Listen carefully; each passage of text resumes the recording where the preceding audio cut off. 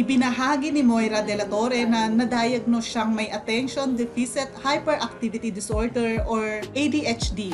Yun nga ang sabi niyang dahilan kaya nag-iba ang kanyang pag-uugali nitong mga nakaraang buwan. Ang ADHD nga ay isa sa pinakakaraniwang mental disorder. Isa itong kondisyon na nakakaapekto sa ikinikilos ng isang tao. Ang mga may ADHD ay maaaring hindi mapakali, hirap mag-concentrate o mag-focus at padalos-dalos ang kilos. Say ni Moira sa panayam sa Frontline Pilipinas, kamakailan lang ang pagka-diagnose sa kanya at magpapagamot siya sa espesyalista. Paglilinaw naman ni Moira, hindi niya ginagawang palusot ang ADHD sa kanyang nakaraan. Narito naman ang ilan sa mga reaksyon ng mga netizens sa ibinahagi na ito ni Moira.